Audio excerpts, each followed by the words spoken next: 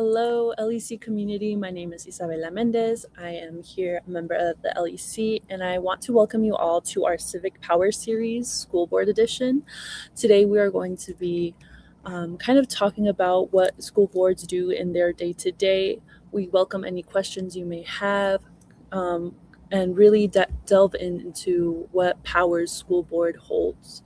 So without further ado, I would like to introduce our panelists. April, Mario, and Cesar. So if you could, if April, could you please introduce yourself, and then we'll continue on with Cesar and then Mario. Yes, so I am April Agate, and I am on the Blue Springs School Board. I've been on that board since 2021, and just generally my background is in education. I've worked in public education and very passionate about it, and so that's how I ended up here. Hi everyone, my name is Cesar Sea. I'm on the Frontier School District School Board. I've been on that board maybe, roughly 5 years. Before that, I was on their foundation doing some mentoring, and just loved what they're doing, so stick around. And I'm Mario Garcia. I serve on the Board of Education for the Shawnee Mission School District. I'm a son of a teacher and a proud graduate of the school system there in Shawnee Mission. My background is in philanthropy and nonprofit strategy, as well as some public policy. And I'm looking forward to this conversation. All right, thank you so much. So if I could just start us off with our first question, something I was honestly confused until I kind of started working in this field. Could you describe, April, for those who do not fully understand it, what does a school board member actually do day to day? So since this is technically an elected volunteer position, there's not always, it's not a 40-hour-a-week thing, and some weeks are busier than others. I'd say it also depends on where you are kind of in your journey. I feel like when you're first on the board, there's a lot to learn. So there may be a lot of front loading, just learning how things go. I feel like for me, I try to make sure that I am just involved and aware of what's going on. Lately, there's been a lot of time spent understanding funding and legislation, because that is affecting public schools greatly right now. So it kind of depends on what is going on at that time. When I first got on the board, there were lots of COVID information. So, depends on what's going on. But I think always just continuing to learn about your district and your community and schools. And that's kind of day to day, if you will. All right, perfect. Does anyone feel their day to day might look a little different just depending on district? Or I would say that absolutely. It does look different, I think, for many of us in different school districts, depending on the size and scope of the system. Sometimes that has a lot to do. I know probably Cesar and April can agree that right now, gearing up for graduation season usually means there's a few more things on the calendar than, let's say, in the middle of December or something like that. So it looks different, I think, for everybody and how much they want to engage with their community within their school district, and just it comes down to a time and capacity question often, because many of us have full-time careers and families and things of that nature. So investing where you can and spending time where you want to is important. But we know as elected officials, but also as volunteers, like April said, she's absolutely right. There's a lot of time to spend doing the job, but also understanding what our role is, I think, is important. What decisions do you personally have influence over, and what decisions are most often outside of your control? And I'll give that one to Cesar. So really what the board is there to do is to understand policy, understand the mission and the vision of the school. We establish goals, and so our job is to oversee that, ensure that we're meeting the school district's goals, and that means reviewing budgets, certain decisions with like a real estate or property acquisition. Um, However, when it comes to things like day-to-day operations, we don't really get too plugged into that usually. We're more of a, 10,000 foot level type decision making for the most part. And, to your previous question, a lot of it depends on how involved you want to be. Um, you know, there's opportunities to, as was mentioned, go to graduations or go to teacher appreciation luncheons or diversity events or, and it's just what your schedule allows for.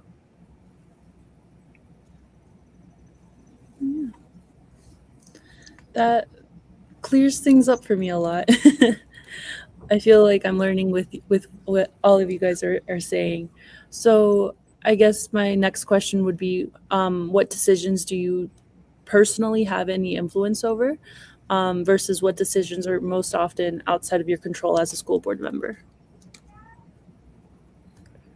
I think that's a really great question, and one that I think we could each define differently, probably just again based off of our own school districts. But public school governance can be a challenge in many ways, but also a gift that Cesar, April, and I have, I guess, in our hands.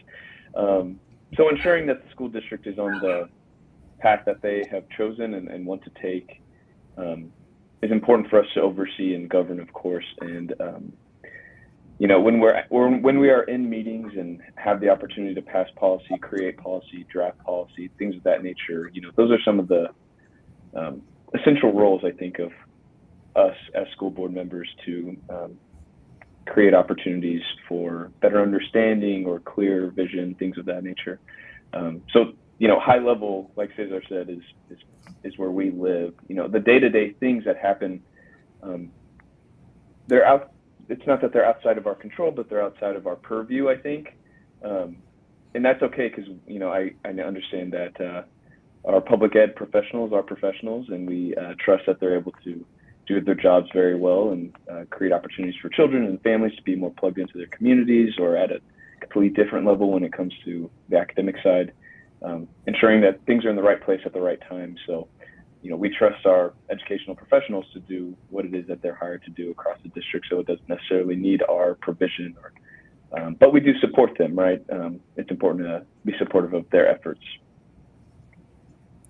I was going to add that, yes, I agree with that, because I think it's important that we remember that, our official job, right, is to write revised policies and to make all the decisions with the superintendent as far as contract, hiring, things like that. And then, of course, managing the budget, which is a lot.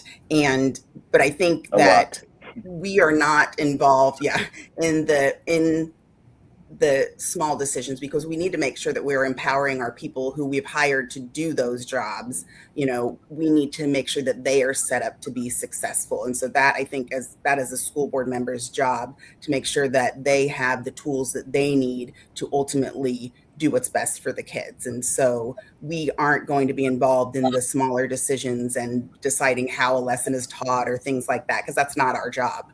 But overseeing it, and like Cesar said, we are the big picture kind of view versus managing the minute details. Awesome. That really puts everything into perspective for me. So I guess since you guys are all from different regions, this is just a general question for anyone who would like. What are some key differences in how school boards operate across regions?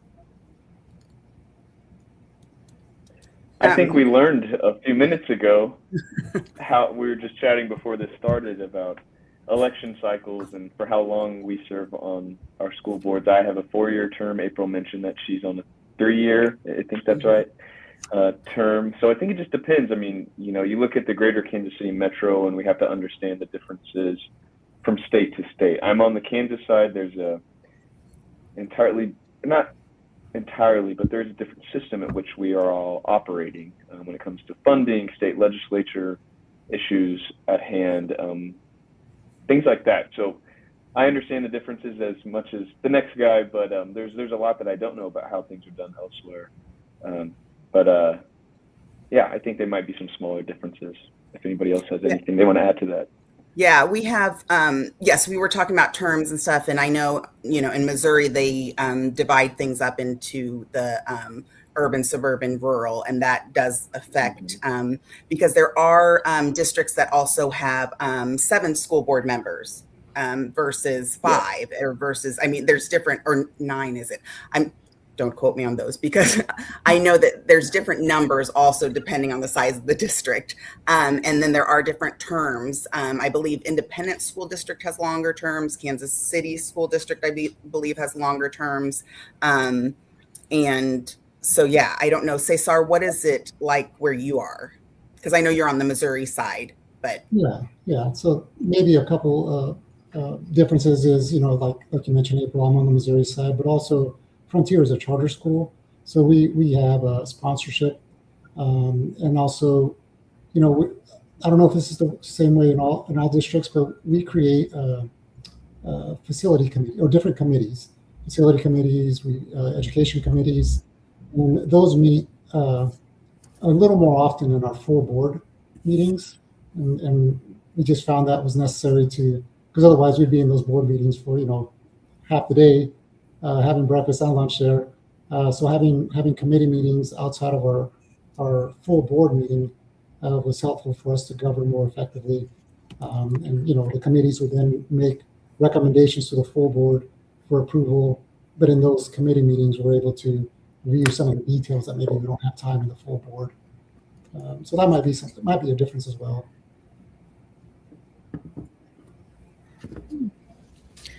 My next question kind of pertains to what you all mentioned about how across different regions it just varies by state sometimes. So how do state policies shape or limit what you can do as a board member, and has that changed while you were working on the board? I would say it guides everything. I mean, we have to follow the laws and the statutes, and and we have our in-district lawyers that help guide those decisions, just to make sure that we are in line with everything, because there are times when different statutes are put into place and policy has to change because of that, because you cannot have a policy that goes against any laws or any like Safe Schools Act or anything like that. And so we definitely have to be aware of all those things. There's lots of things that are put in place. There's things like, as far as reading and dyslexia and things like that, and how the schools operate and how the schools take care of those things. And so we have to adjust how we do things. Unfortunately, I know that there are oftentimes things that we are required to do, but funding is not that, which is for me something that I think is not right. If you're going to require the schools to hire more staff and do more things, you really need to fund them better. Although Missouri is one of the lowest in funding of public schools, so we definitely could and should do better. Yeah, for me, I would say. Yeah, sorry, go ahead, Mario. No, you please. I would say one of the early adjustments for me was having a good understanding of things like the Sunshine Law that impacts the board. And you're having, as April mentioned, to comply with all the transparency requirements of being in public office. There's a quorum requirements in your meetings for decision making, meeting minutes taken. Everything becomes public record. So we have to be, again, as April mentioned, very, very keen into our resources and utilizing them, including our legal counsel, to make sure we're not doing anything, that we shouldn't be. And understand that you don't know everything, but if you know where to get the answer, that's probably more important. Yeah, I wanted to touch on something April said about understanding how the state legislature works, whether it's Kansas or Missouri or Nebraska across the United States. we have a capital in each state and individuals that are elected to represent different communities across each state. And knowing and understanding how that process works takes a long time and is not an easy process to understand, in my opinion. And I have been working in this world for a little bit, but it's still a challenge. So I think having relationships with state lawmakers is really important, just to keep them and to help them better understand what exactly is happening in our local public schools. Local schools in general is paramount, I think, to this whole process, because if we have state legislators who don't understand, then they might create policy that is not helpful, or is reductive, or is truly just might not be a good idea because they don't understand. So I think having relationships built and having some basis of understanding with those individuals who go to Topeka or Jeff City is important to the whole education system, not any specific one school district, but again, the whole statewide education. And not to mention that, we answer to the State Board of Education in each of our states as well. So there are many different levels of governance that happen on a day-to-day basis, whether it's your local school board, your city council, your state legislators in their capital, or the State Board of Education, not to mention congressional members at the federal level or senators. But there's so many elected officials around you, and it's just not often that parents and families understand the significance of those roles, nor do they understand or even know who those people are. So I think it's important for me to talk with my constituents about, who are we sending to Topeka to pass or not pass legislation about education. And I think that's there might be a missing link there sometimes with some people, but definitely worthwhile to work on in each community. Yeah, I totally agree with that. We often invite our legislators to come to our schools and visit our things, because all too often there are people in positions that are making decisions for others that have never been in that position, or it's kind of like, just because you've gone to McDonald's doesn't mean you know how to run a McDonald's. Just because you've gone to school does not mean that you understand how to run schools. And so there are often misconceptions about the reality of what is actually happening in schools. So I think that we owe it to our constituents to be very involved, but also our representatives owe it to their constituents to know what is going on, and making sure that that narrative is actually what is happening, not what they think is happening. And then with all the governance things and people we answer to, I mean, because you also have like federal things, and you have like IDEA, so Individuals with Disabilities Education Act, and things like that. So then we have federal things that we have to follow, right? Federal guidelines. But then we also have the Department of Elementary and Secondary Education, DESE, and that also, puts things. And so, in addition to all the local things, and so there are a lot of things in place that we have to navigate, and it is tricky because, in my opinion, not everyone understands what's best for children, and so we, I think, as school board members, are here to advocate for our people and for the kids.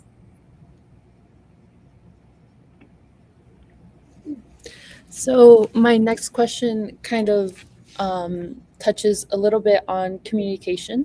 Oftentimes when school board members are in their election cycles, we hear from them a whole lot, and then they get elected and we don't hear from them as often. So I guess my question is, how do you stay connected to the voices of students, parents, and educators in your community?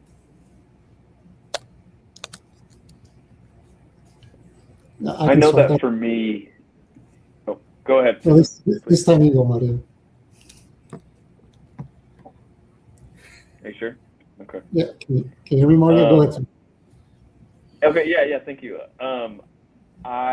Something you said, Isabella, was school board members, get elected and maybe you don't see them for a while, but that can be any elected official, right? That could be state senator all the way down to a city council person, things like that. And so I think it just depends on who that individual is and the purpose for which they ran.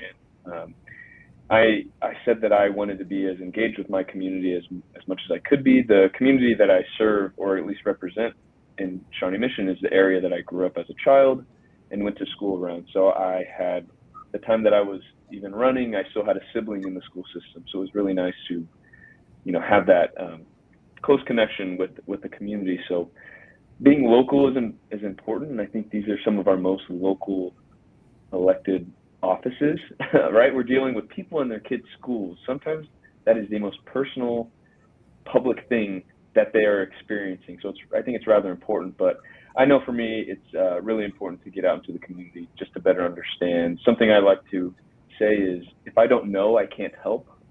So when I engage with parents and families and teachers, I just want to know, even if it's bad, even if it falls out of my purview, I still would like to know. That way I can potentially find an answer or ask somebody. I'm not somebody who says I know the answer all the time, but I will work to find it. Even if it's not the answer that you want, it's still something that is, I think, worthwhile getting to you. But love to engage and go to the football games when I can. Yeah, I was going to mention that, it's been noted in this conversation, the word advocacy, and ultimately that's what we're here for, right? And put a finer point on it. Advocacy is improved with representation.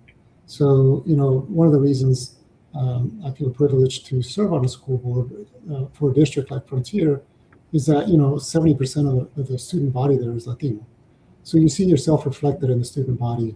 I truly enjoy going to different school events and engaging with families and students then. And I feel like that's a good way to get connected. It's just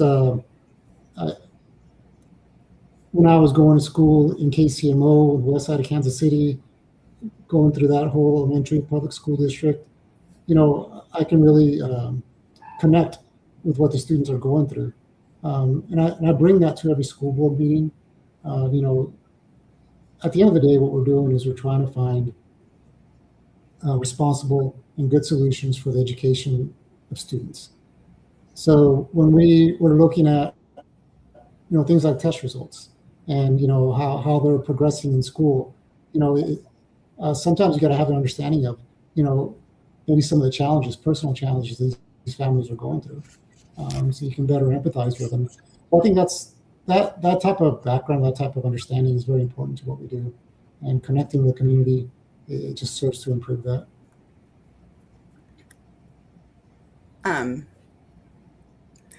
I was going to say that for me, I am very involved because I have 4 children in the school district. I have kids with disabilities and that need extra supports and things like that. So I'm very involved. And I also, one of my part-time jobs, which I am not doing currently, but is supervising student teachers. And I had student teachers that were in the school district that I'm on the school board of, because I was not hired by the school district. I was working for the university. I was able to be in the schools and actually work with teachers and student teachers. And so that was a really neat experience.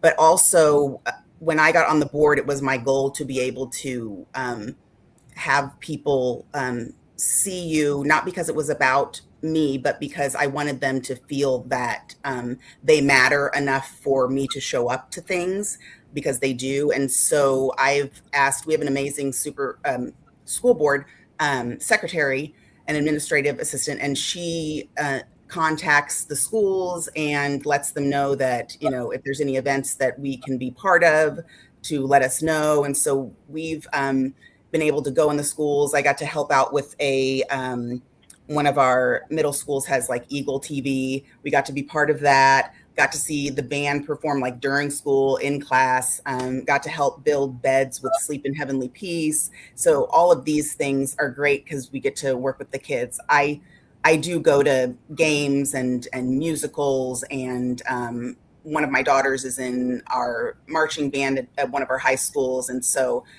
things like that. I luckily, as an educator, have friends that are teachers in the district, so that helps. But I think even if you don't, it's it is good to, contact, even the superintendent and say, hey, what does this look like? How can I be involved? Because again, you want to make sure that it doesn't make anyone feel a certain way, but you also want to make sure that you understand what's actually going on in your district and can see what the choices that we make on policies and things, how that is affecting our people.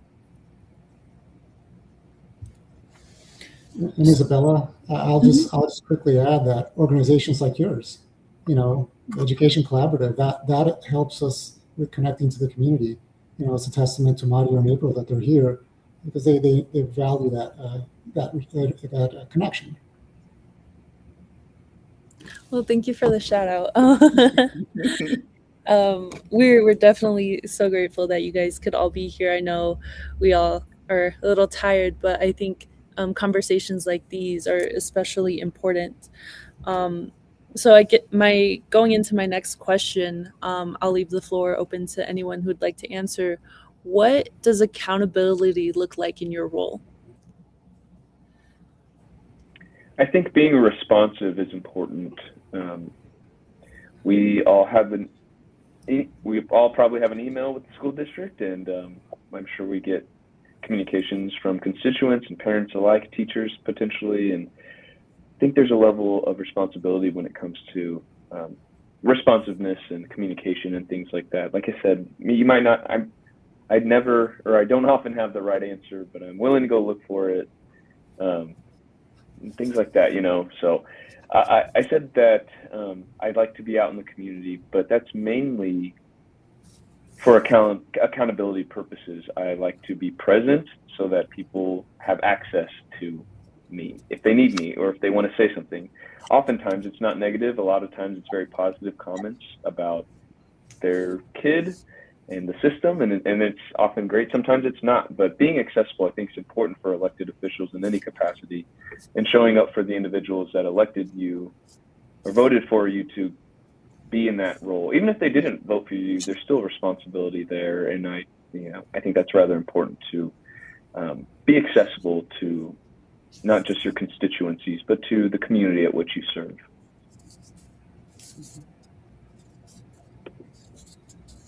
I can add, I think for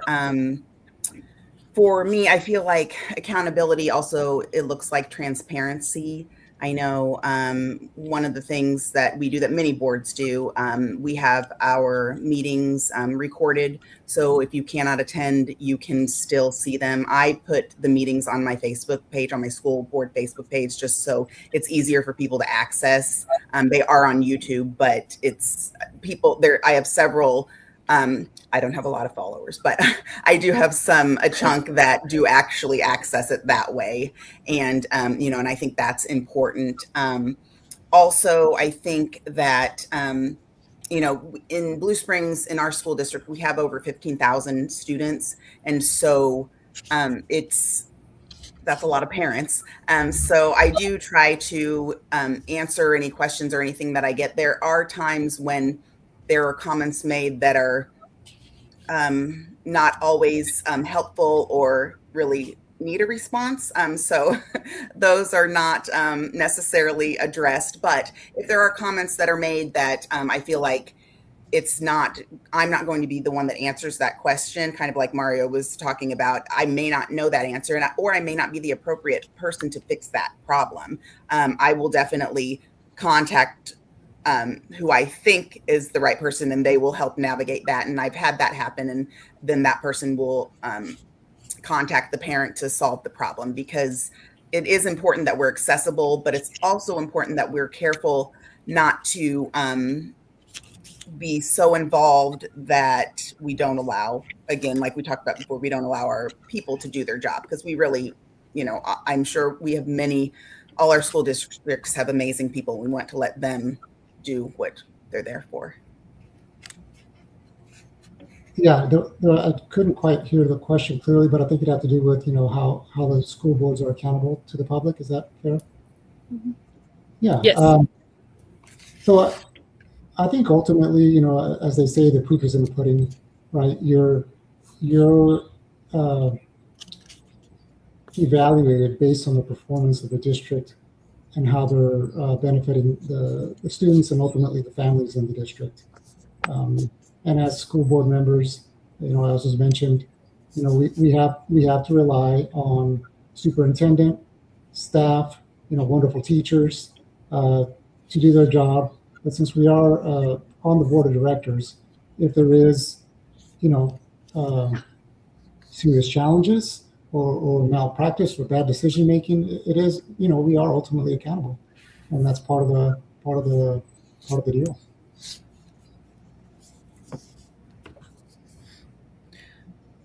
Could you share an example where community input directly influenced a decision that was being made on the school board? We have in Blue Springs, we have what we call the Citizens Advisory Committee, and that is, we have tried to grow that more, so we make sure that we have representatives from all parts of our community. They're not just parents, but we have business owners and other constituents. Our biggest meetings, we usually have a fall and a spring meeting. Last year, our spring meeting had over 125 of our constituents there.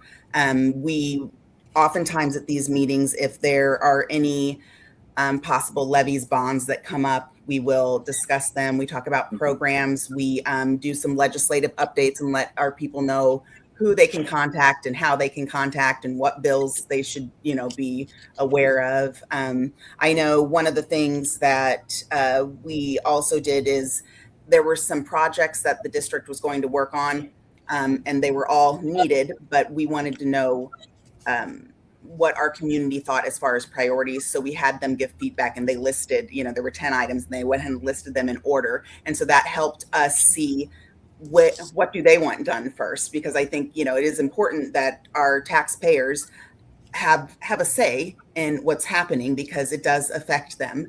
And so that's one of the ways that we have our community be directly involved. And every time we have these meetings, there's always QR codes so they can leave comments or ask questions or anything right away, and they can get the information they need to be part of it. And then ours is also, this committee is growing. It's not exclusive. So if you want to be part of it and you're a constituent, you can be part of it. They're not going to, say, oh no, you can't come. And so that's because I've had people approach me and they're like, how do I get involved? And I'm like, here's one of the ways where you get to be part of the decisions, and they will ask for your input. And so that's one of the things that I think has been helpful, getting feedback from our community.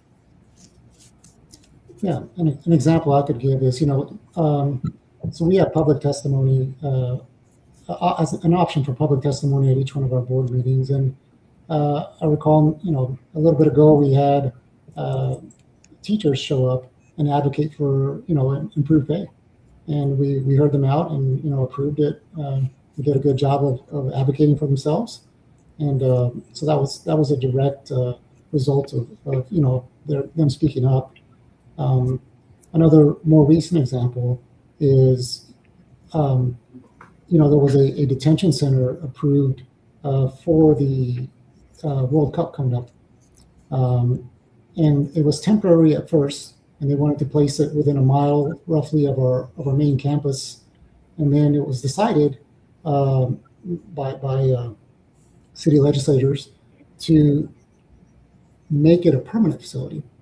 And the school district reached out to the community and got fairly resounding feedback that was obviously not a desirable result, which just reinforced our thoughts on ways we could try and impact that policy. And we're in the middle of that now, but that would be a more recent example. I know for us, we have,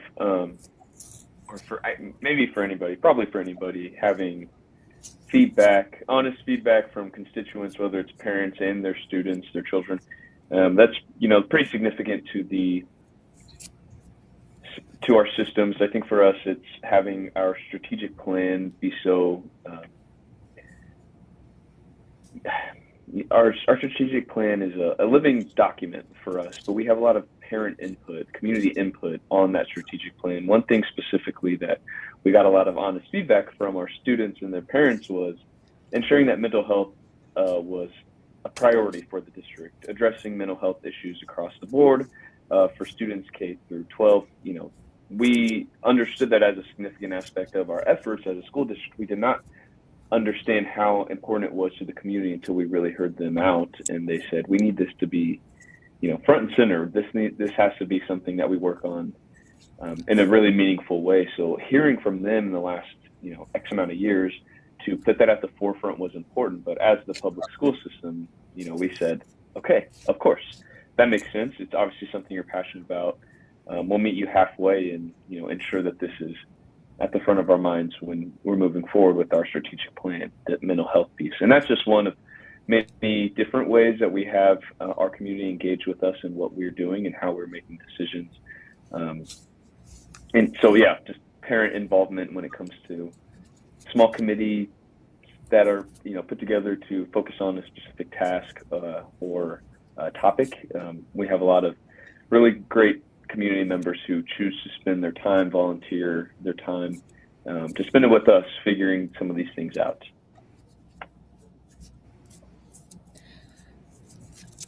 That's awesome to hear, like all the different examples and how they all come together. My next question kind of mimics something we've talked about earlier, but how do politics or funding or policy pressures impact your decision making, and how do you navigate that in our current administration?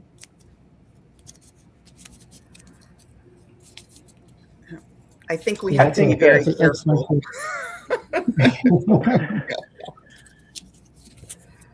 Go ahead. I was just going to say, no matter who is in charge, there's still a system at which we have to operate, right? So sometimes it doesn't matter who's in the White House. Sometimes it does. Sometimes it doesn't matter who's in the governor's mansion. And sometimes it does, but there is necessary steps to take, no matter who those elected leaders are, that we want to ensure we're sticking by our community, our constituents, the values in which our community lives their lives.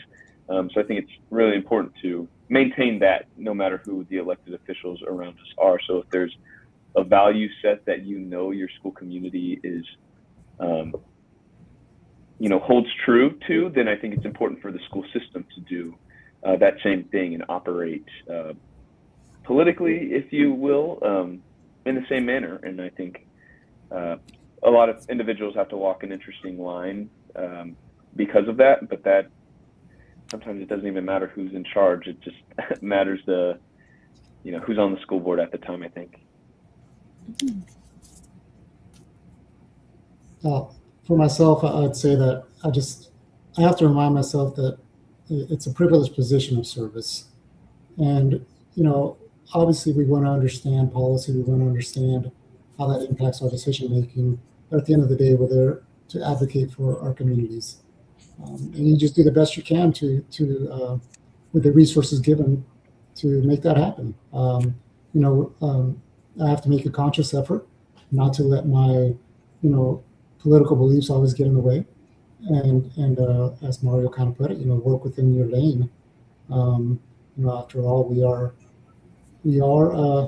nonprofit organizations that aren't really supposed to be politically motivated or advocating, and we're just there for the students in the community. So you kind of got to leave that at the door when you go into the meetings, and make sure you're representing everyone in your district as best as possible, and not just the ones that you may or may not politically agree with. I was going to add that, yes, because we are a nonpartisan position, as I strongly believe it should remain, because children aren't one party or another, they're children. And so I think it is important that we hear everyone, including people that we agree with and people that we don't, because we do represent them all. And we owe it to the students, especially, to do what is right for them, regardless of what anyone is saying.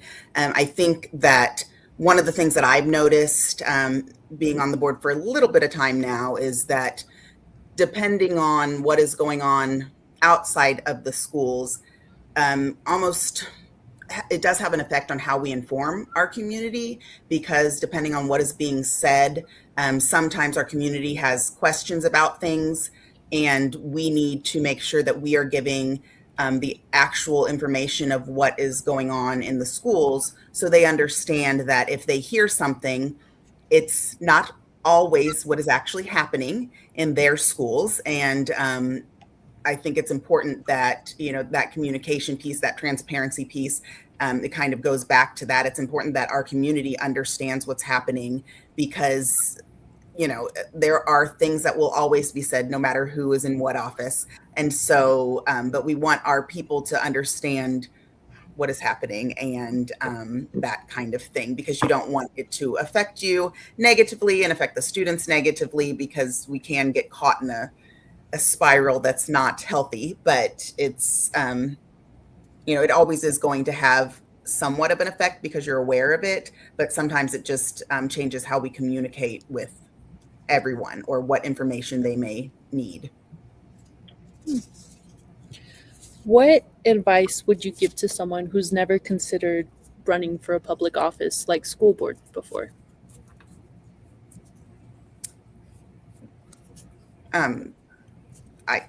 Sorry, I don't want to, I never know who's going, but I was going to say, for school board and for any office, I think that for a lot of us that are interested in this type of thing, it's something we've been thinking about, and we probably are people that want to make positive changes and that kind of thing. And oftentimes people look at these positions and think that maybe some of them are somewhat unattainable, but that's not the case. I mean, I feel like too many people don't ask themselves, why not me, right? Because many people are capable of being in these positions and doing amazing things. But I think it's easy to kind of talk yourself out of it, because new things can be scary. But it is important that, I think about, if I'm going to complain about something and I think it should be different, complaining doesn't change anything, right? And so for me, it's like, what do I want to do that puts my energy in a positive direction and helps hopefully make things better for others? And, it's like, let's take action. And sometimes that means running for an office and seeing how you can help your community. So I would always encourage people to do the hard thing, because oftentimes you are very capable of making a difference and helping others and affecting others positively. And if that's something that you feel that you're interested in, I think you should go for it, because we need more people that are pushing for supporting children and just, bettering our communities.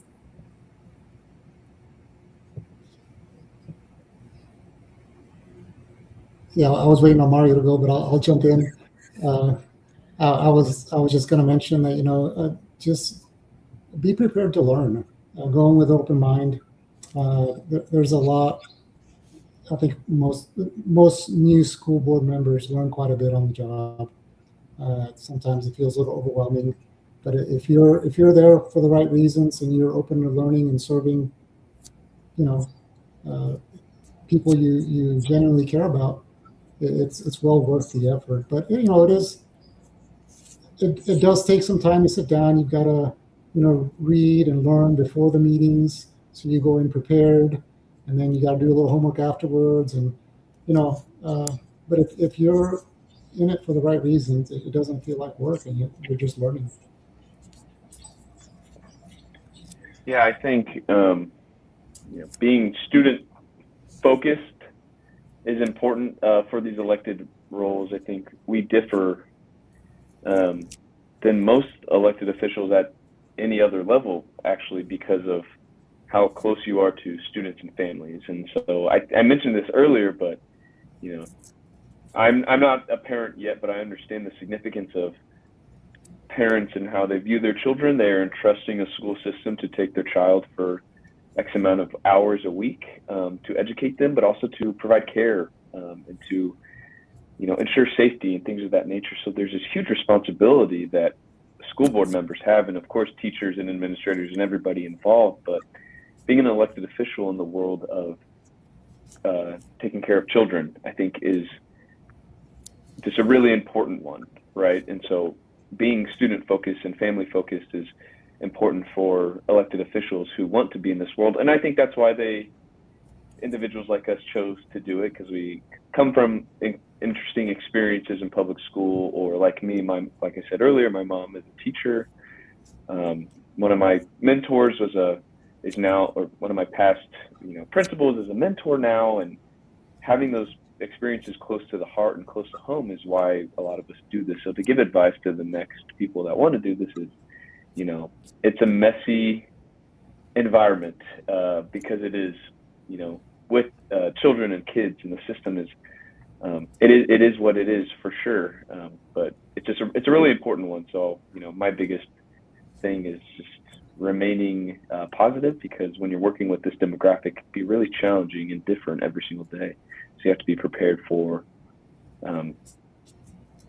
stuff you just never thought you'd be prepared for.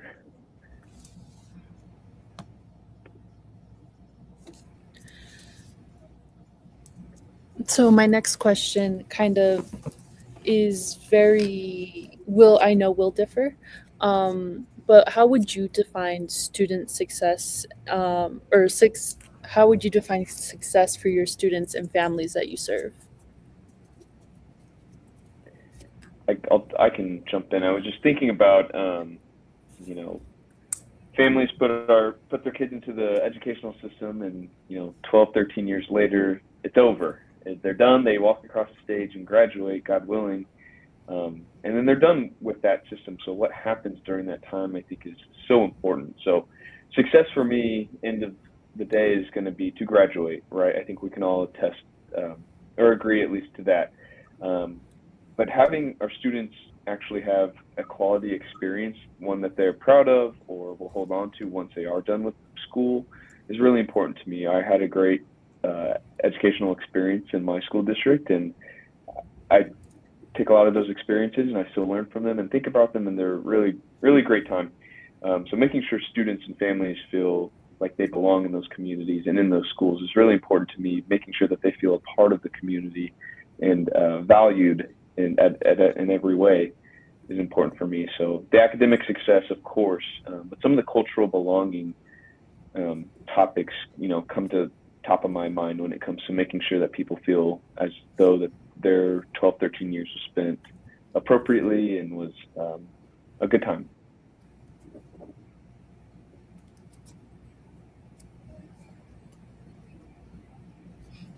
April? You can go ahead, Cesar. Okay, I was waiting. I'll go Okay. last. You go for it. Okay, thank you. Honestly, school districts, they're almost like a microcosm of society, right? Any challenges that people have at home, it becomes reflected at school.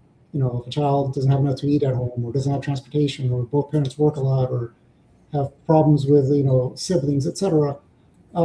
So I think measuring success with metrics for every student isn't always appropriate.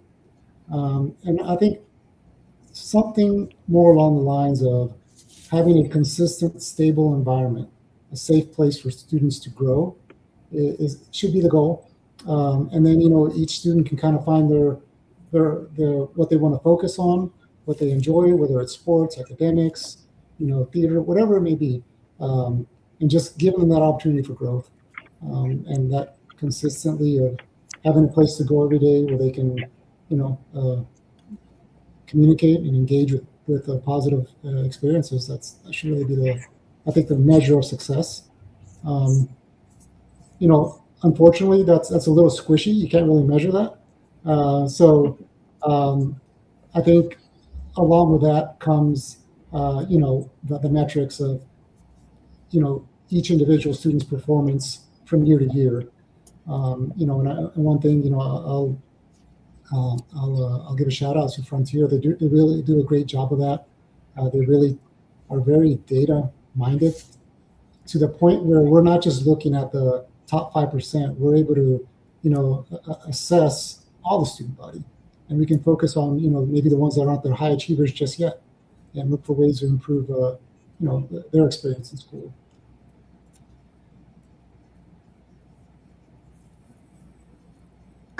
I will add that I think success looks so different for so many students and so many families. I mean, I definitely do not agree that with, I guess, the thought that we should only look at metrics and data, which I think is what you guys are also saying. So that there's more to it than that, right? And so because there are kids that, may be nonverbal, and success to others may be being able to verbally communicate. But for that kiddo, that might not be success for them, right? And so I think that I think, Cesar, you were kind of touching on this, that like meeting them where they are, giving them what they need, helping them have experiences. I think, success looks like having new experiences, making connections. I know, Mario, you talked about belonging, right? I think those things are all important because it's easy for others to focus on just this piece of data and then saying, well, this school isn't good because of this. And it's like, but when you measure someone on a grade, does that really show who they are? No, it doesn't. I mean, your value isn't equal to having an A. There are people that are beautiful and wonderful and are important that don't get, A's, and that's okay. And so I think that success will look extremely different depending on the family. And I think, again, as board members, we need to advocate for that fact that just because a kiddo learns differently and may not achieve certain standards does not mean that they aren't valuable and don't matter, because they do. And every kid is important. And in public schools, we accept all students, as we should, and every student should be important, whether they can, do trigonometry and physics and things like that or not. And that's okay, because I hope that for all our kids, when they are done with our school, I hope that they've had some positive experiences. I hope that they have learned. I hope that they have connections and feel confident to go out in society and be able to find something that they love, whatever that looks like, and because it looks different for different people. Awesome. What is something you want community members who are watching to walk away with after this?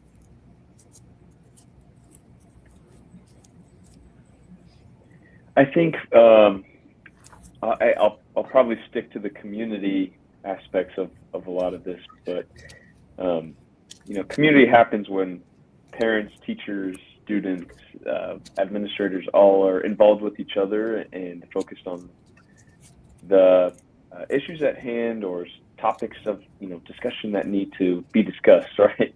So it takes everybody, right? It takes a village, it takes a community to uplift schools in general, public schools, local schools just all around. It takes community. It requires community to have kind of a all hands on deck attitude and things like that.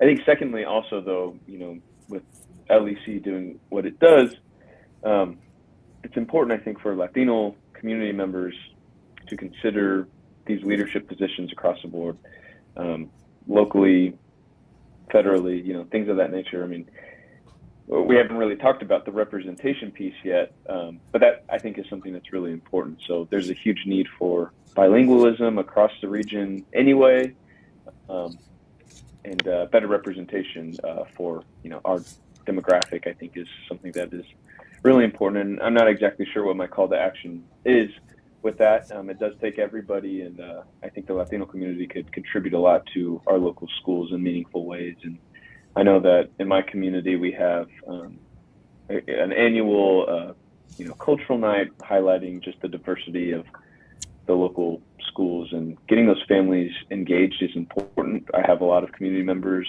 and constituents who work 9 to 5 and then 5 to 9, and many of them look like me, right, in my family. So it's really wonderful to have that demographic engaged in a meaningful way and just attentive, accessible, and things like that. So getting plugged into the community is one of the most important things we can all do.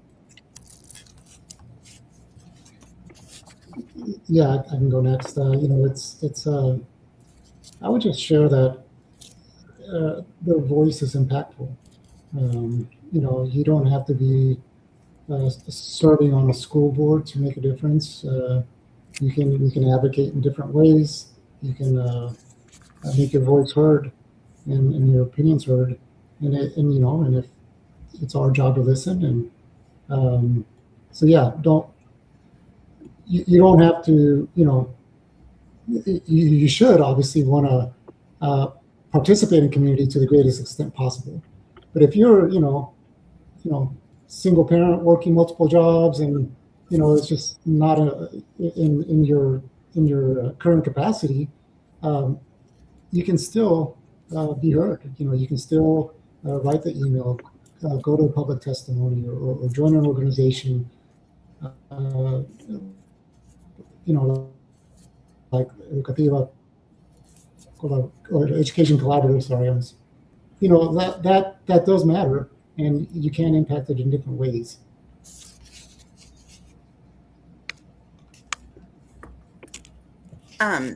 Yeah, I agree, because that would look different for different people. Some people can be very involved, but others can't. And so I do think it's important that our community is heard. I think that when you have more diverse opinions, better things happen, right? We don't want to hear the same thing over and over. We want to, make that pool of knowledge bigger, right? And so I think if people in the community are interested in being involved, there's lots of opportunities, whether it is just, making contact and emailing, or I know in our district, one of the things that I always like to see is we have a business accelerator program. And so we have businesses in the community, and sometimes they work with our students and they do projects together, or they present or whatever. And that's always nice too, because then you have more, I think, of a representation of adults that are in our community that may look more like different groups of students. And I think that is important, that the students are able to see themselves in adults that they're around. And so, but I think community members, it would be great if I'd encourage them to just be curious, ask questions. If you have an idea, call central office, see where they can guide you, because there have been times when it's like community members will contact and say, hey, I have this opportunity.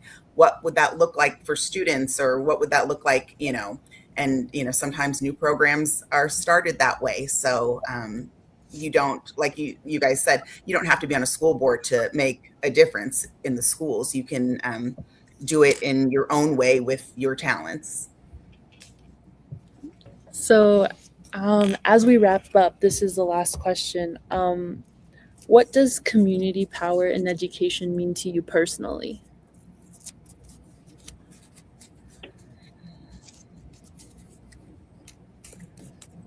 I mean, for me, it's everything. It's why we do this, right? I'll say it again. We're here in service to the community. They're the ones who give us the power to serve them.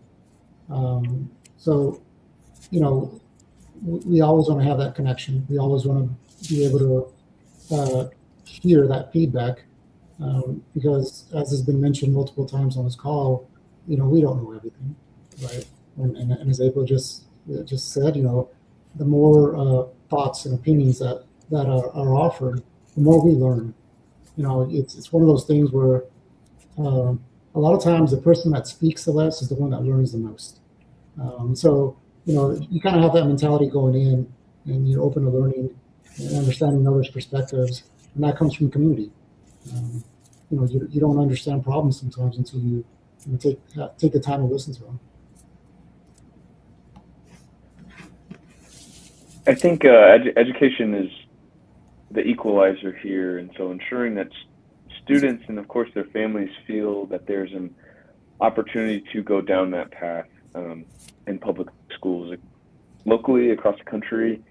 I really love when students take ownership of their learning, and choose a path that they want to go, whether, like April said, that's athletics or activities, the arts, and of course, a centralized academic focus. But having underrepresented families understand that at the best that they can is important for me. So that communication piece for me towards the community is important. We want to provide opportunities, set students up for success, and many of these students essentially have to choose that path for themselves, right? We want to be as helpful as we can. So I think somebody mentioned it earlier, Cesar, but empowering our admin and our teachers to do their job well, empowering families and students to go down the paths that they want is also a part of our responsibility. So I always love the chance to speak with families about the many opportunities that the school district provides, many opportunities for students to engage in something that they want. So taking that ownership and giving it to those kids and families is paramount for me in my time, because like I said, education is an equalizer, and a lot of opportunities come with that formal education in the public school system that we offer. Yeah, I think that our schools are really at the heart of many of our communities, right? Many things happen in our schools, and they, touch a lot of families. And so I do agree with, that education is the great equalizer, right? It doesn't matter where you come from, and that when you have an opportunity to get a good education, that can change things in a positive way for you. And every child deserves that. And so I think that for me, and probably a lot of us school board members, is I feel like it is our job to allow the students to get what they need and have those experiences, because that ultimately betters our community, because they are likely going to be future community members, right? And so that helps empower them and helps them grow. And so I think that, doing those things helps the community at large. And I think it's important that, the kids get opportunities that they deserve regardless of their background. All right. Well, thank you so much all for your time. This was a really great conversation, and I feel like I learned a lot. So I hope the rest of the LEC community feels or also learned something new about school boards. So I just want to thank you all for your time. And thank you, LEC community, for continuing to show up for us and also being here this evening. So thank you. Yeah. Thank you, Isabella. And yes, thank you, LEC, for having us. This was a great conversation, and it was nice to meet you, Mario and Cesar. And hello to the rest of the community.